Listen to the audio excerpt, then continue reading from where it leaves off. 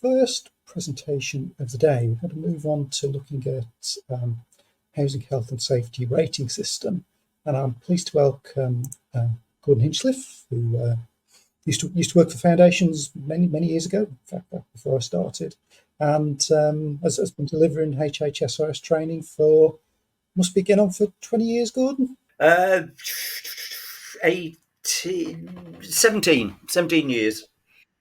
Get in there. I don't remember, but I did do the course in one day in Birmingham, probably about 17 years ago. So it'd be good to get a refresher this afternoon, and I'll hand over to you then, Gordon, to take us through the HHSRS. And as I say, there is a new guide on our website that gives you some details, and we've got Gordon provides training. I'll share the details of that when Gordon's been through the presentation. Good afternoon. Some of you may have seen me before, as I've been delivering courses on the HHSRS rating system for, as Paul just said, for at least 17 years. But for those who haven't seen me before, my name's Gordon Hinchcliffe. I worked for Foundations from the year 2000, when they first got the contract, until 2010 in roles of development support, regional manager, development support team manager, and at one time deputy director. But throughout that time, I had a training and development background and have been delivering the HHSRS, delivering courses on the HHSRS since its inception in the year 2006. Delivering it directly on behalf of Foundations, and then since 2010, delivering it for Foundations on an associate basis. So, HHSRS, what is it? Let's go. What we'll be looking at today, certainly the origins and the purpose of the HHSRS. The HHSRS, its underlying principles and the assessment process, and a little bit, if I've got time at the end, to tell you about the future of the HHSRS. There's quite a few changes coming around the HHSRS, and also related to the Decent Home Standard as well. Significant changes that will have quite an impact on the private rented sector. So, where do we start? Well, it starts way back in 2001, the Decent Home Standard.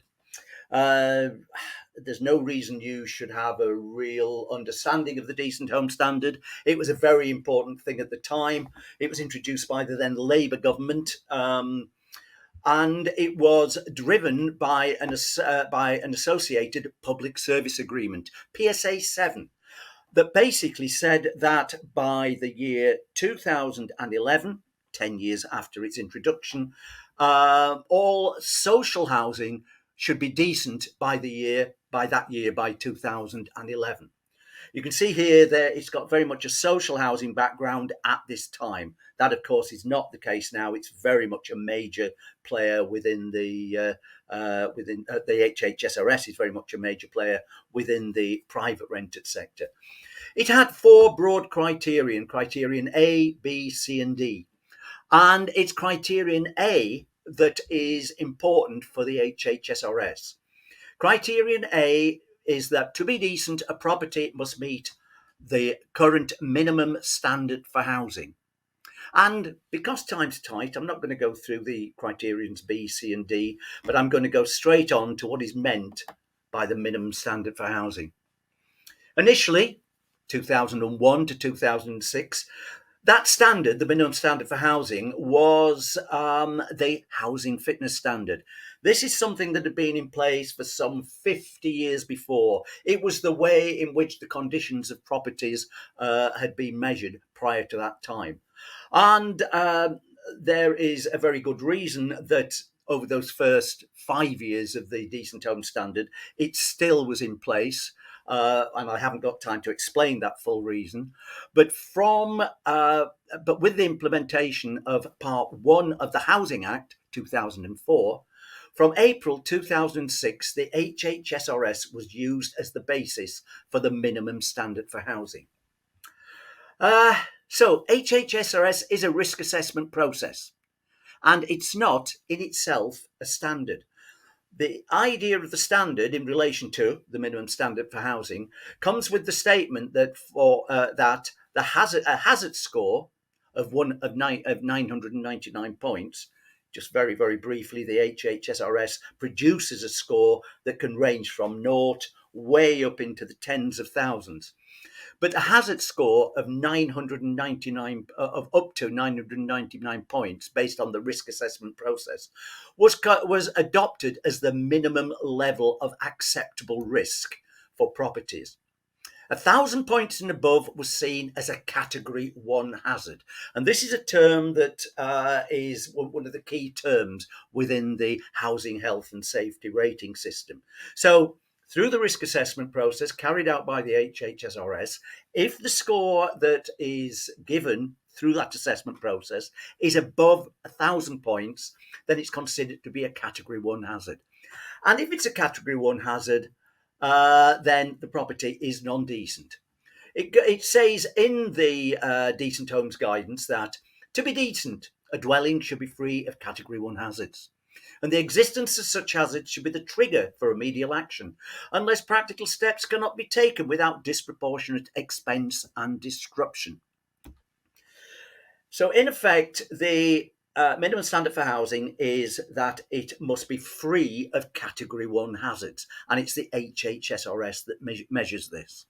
Now, this is going back a long time. This is going back some 17 years or so. While the Decent Home Standard is far less important than it was when it was introduced, and indeed since it's been introduced, it's only ever applied to the social housing sector. The HHSRS that came out of the Decent Home Standard has established itself as a very important tool within the housing sector, particularly the private rented housing sector. The Housing Act, Part 1, 2004, bestows upon local authorities a mandatory duty to act when one or more category 1 hazards are identified in domestic properties. It also bestows upon them the discretion to act when 2 or more significant, high scoring, that is, category 2 hazards are identified within the property. Now, it's this statement, this link with the Housing Act, Part 1, 2004, that is really the essence of the HHSRS. Around the country, around every local authority, there will be an environmental health department. Within that environmental health department, there will be enforcement officers. Now, these enforcement officers, responding to complaints from tenants, particularly within the private rented sector, but sometimes within the social housing sector. So in response to complaints from tenants that the landlord isn't listening to any complaints they're making, the environmental health officers will visit the property and carry out an HHSRS assessment. In the event that that HHSRS assessment identifies a category 1 hazard, or as it says on the paragraph below that, 2 or more significant category 2 hazards, then it will place upon that landlord an enforcement notice.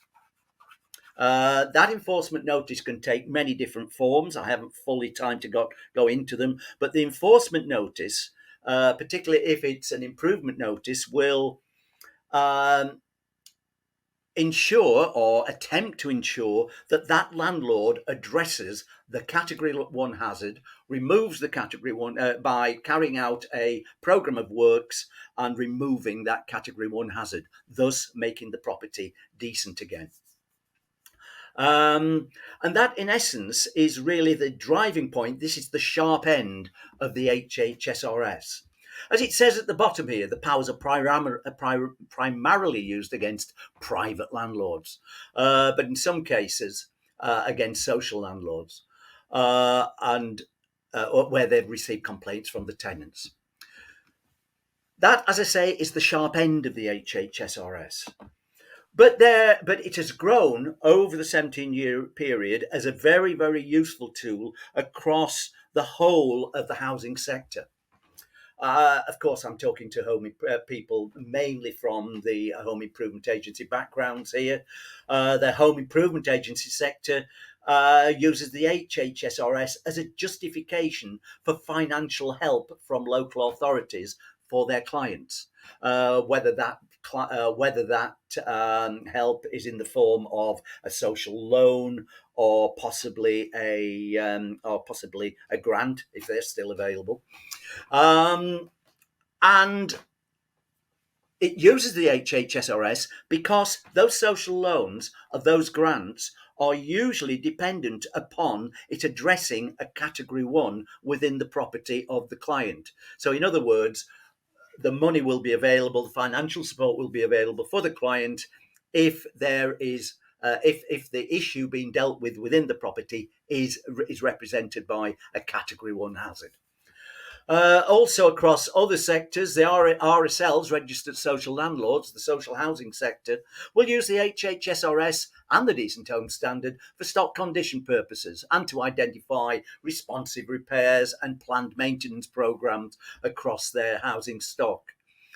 One of the things that I'm coming across more and more during the delivery of the HSRS training is the number of schemes throughout the country addressing homelessness. I've trained hundreds of people from Manchester and the London boroughs and Sandwell.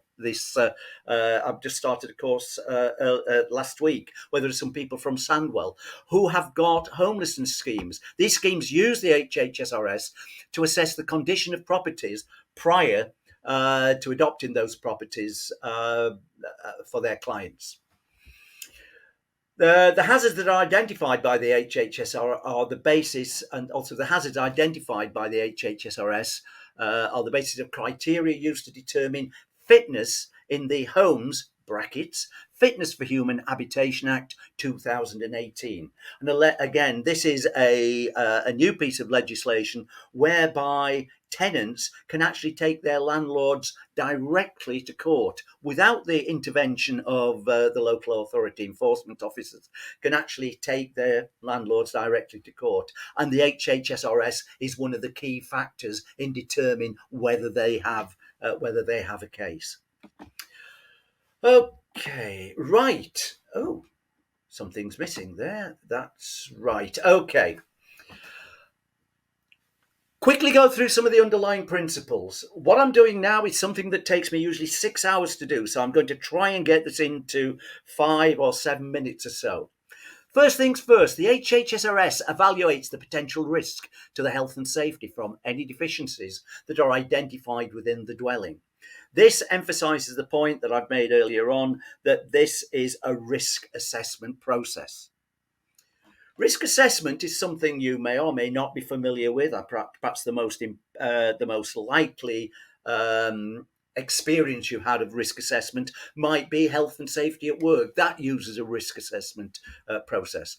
But risk assessment is founded on the logical evaluation of the likelihood of an occurrence. How likely is it that something will happen, something negative will happen, that could cause harm, and the probable severity of that outcome. So risk assessment, we're looking at two factors, likelihood and harm. To illustrate that, I've produced a little slide. In my original presentation, that slide built up, but let's take it from what we've got on the screen. Here we're looking at it in a sort of graph format. On one parameter, on one axis of the graph, we have we have harm, from minimal harm, bumps and bruises, coughs and sneezes, up to extreme harm, death, potentially the death of the occupant due to some occurrence within the property. And on the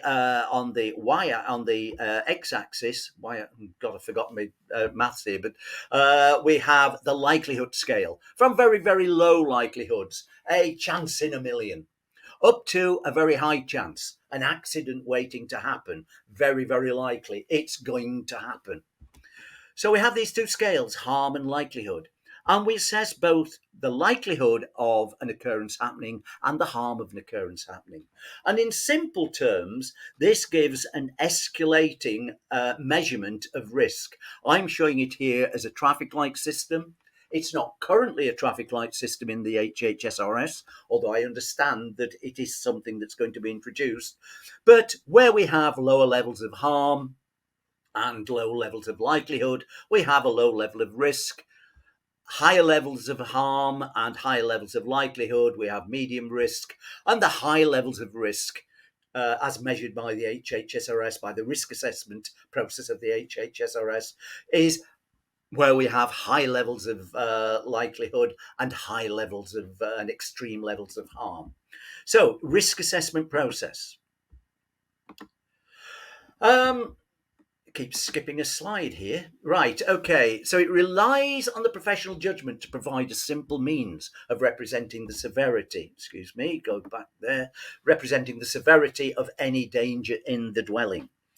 This issue of professional judgment is basically what my course is about. It's about developing the professional judgment that allows people to carry out the assessment process. And it's something, and it's an ongoing process. People will, at the end of my courses, will understand the process and be at the process of developing their professional judgment, but it's something that will continue as they gain more experience of it. HHSRS is evidence-based. What we have here is an example of of a data table from something that is referred to as the operating guidance. The operating guidance is the Bible of the HHSRS. And following following a lot of research that was carried out, albeit at the end of the 20th century, 1995, 1996 sort of times, huge amount of research was done into the risks associated with the property. And data such as this has been used as the basis for the HHSRS in the and is the basis of the assessment process. There are 29 hazards. We haven't got time to go through each one of these as individuals. I've listed all 29 hazards. I've also highlighted in red some of the hazards which are far more prevalent. These are the ones that, as I'm delivering the course and as I'm talking to people who are carrying out the HHSRS, these are the ones that I'm seeing time and time again. Some of the other ones, I have to say, even after 17 years, I haven't seen some of these hazards. So there is very much a skew to a top 10 of hazards in the HHSRS. I might just have time to get through this. I'm going to do an assessment literally within 2 minutes, something that would take far longer. Here we have a worked example. We have a hazard, falls on stairs. We have a number of deficiencies in here. If I had more time, I would ask you to identify them. But there's uneven treads and rises, no top landing. There's not a particularly effective handrail here, a rather badly designed front gate, plus there's no lighting in this particular property. There's a whole set of reasons that is probably going to increase the likelihood of a fall. And in some cases, if the fall is onto these hard areas, increase the potential harm as a result of a fall. So consequently, we're looking at a potentially high level of risk for the hazard related to falls on stairs. We're going to assess this by, let me just go back. We're going to assess this by using this form. Again, a very complex looking form, but it's something which is easily explainable, not within the time scale that I've got now. But on this form, we will then look at the data associated with the hazard, falls on stairs. The property is a 1930s property built between 1920 and 45. And I have data here for the average likelihood of a fall, 1 in 226, and the classes of harm, 1, 2, 3, and 4. Haven't explained the classes of harm, but here is the data in percentage terms of the potential of 2.1% potential of a class 1 harm occurring, that there may be death, down at the other end where we've got 70% probability that the outcome may be bumps and bruises in this particular instance. I use the data from the table. To annotate the scoring sheet. There's the average likelihood. Here are the average spread of harms. From that point, I now make an assessment. How much more likely is it that there's going to be a fall in this property? How much are we going to increase the likelihood? And there are, this is where the professional judgment comes in. But in my professional judgment, I would expect it to be increased from the average of 1 in 226 up to a figure of 1 in 18. I now look at the spread of harms. These tend not to be moved too much in the assessment process, but we look at them from the point of view of, we look at them from the point of view of where does the average place them on these scales and what is the midpoint in these scales. And we have figures of 2.2, 4.6, 2.2, 4.6 and 21.5, or 10 and 21.5. So I'm going to use these figures of 1 in 18. These figures I've established from the spread of harms, which comes from the average likelihoods. And we finish up on a scoring sheet with a score of 3,505. This is expressed as a Category 1 Band B hazard, which would require enforcement action. But in any case, it means the property is non-decent. It means there's a significant risk within the property, and that, whatever the circumstances, should be addressed. I'm aware that I've filled my 15 minutes with a massive amount of information, which requires far more explanation. I'm not going to have time to fully go through the review, other than to say is that the HHSRS has been reviewed. It's gone through a review process, and the results of that, the impact of that review will be seen possibly next year, possibly later this year, maybe next year, but the HHSRS will go under some significant changes. It won't change in its methodology, but it will change in some of the detail around the considerations when carrying out the HHSRS process. One final thing is that, and I'm just going on to that, started with the Decent Home Standard, said that the Decent Home Standard has, since its inception in 2001, only been relevant to the social housing sector. At the same time the new HHSRS is introduced, the Decent Home Standard, following a review of its standards, will apply across the private rented sector. That in itself will have a big impact. Those two things together, the changes in the HHSRS, the implementation of the Decent Home Standard within the private rented sector, will have a huge impact upon the way the standards of properties are assessed.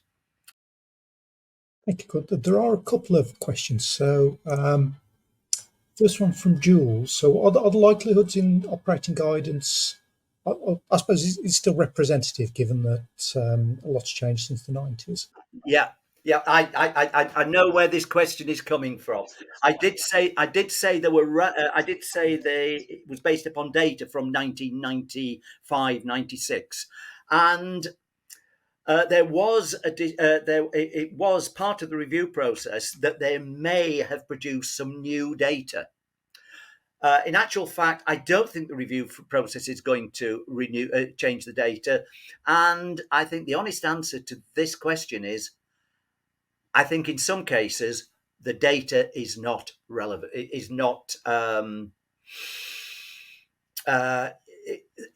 It's arguable that the data is a little bit out of date and is perhaps not relevant to today's housing circumstances, but considered to be sufficiently relevant to continue using it. Thank you. And you did go on to mention that some of the